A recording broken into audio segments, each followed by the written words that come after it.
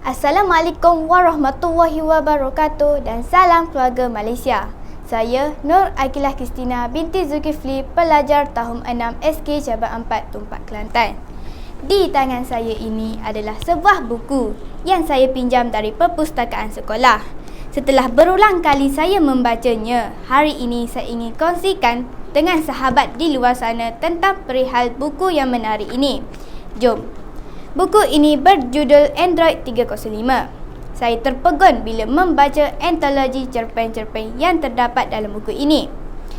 Buku ini hasil tulisan Hakimi Muhammad, iaitu penulis cerpen terkenal. Buku ini merupakan cetakan ketiga pada tahun 2011 oleh Prinsip Taktik Sendirian Berhad Melaka. Diterbitkan oleh Perpustakaan Ilham Melaka. Mengikut pengkelasan Dewi 499.23, mempunyai 74 muka surat. Harga juga mampu milik, iaitu RM15.90. Saya suka baca buku hasil tulisan Muhammad Hakimi kerana jalan cerita yang mudah difahami, penggunaan ayat yang jelas, bentuk huruf juga menarik.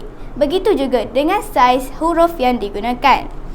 Buku Android 305 merupakan siri antologi cerpen Jendela Hati Cermin Budi. Di dalamnya terdapat 15 cerpen yang terkandung dalam antologi ini.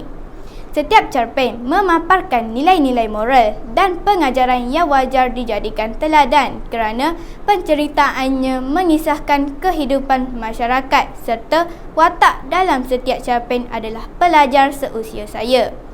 Judul buku ini diambil dari tajuk cerpen yang pertama, iaitu Android 305, mengesahkan seorang pelajar berusia 13 tahun yang bernama Fit, seorang anak yatim.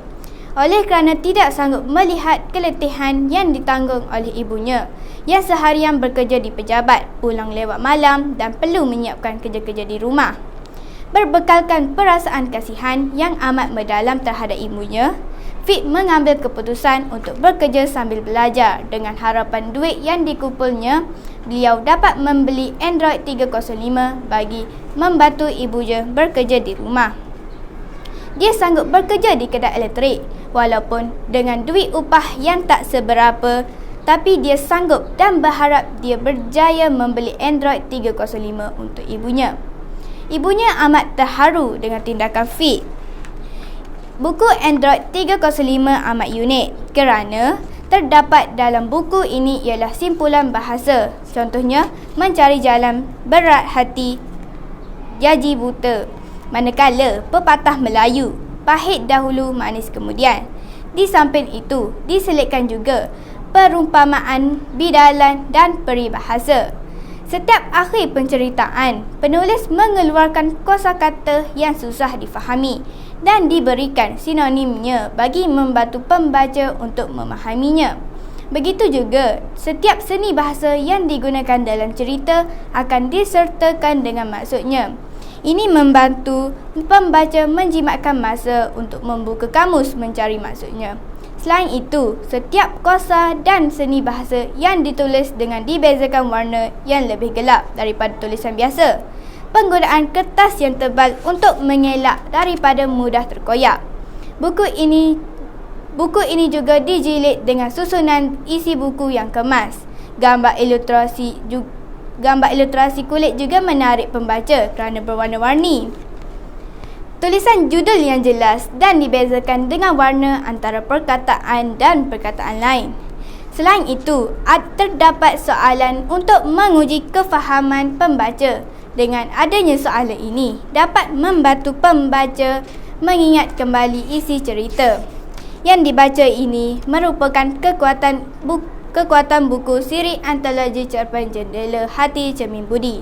Walaupun begitu, buku yang berjudul Android 305 ini terselit juga kelemahan, iaitu penampilan gambar hiasan dalam untuk menyokong penceritaan kurang menarik kerana persembahan hitam putih.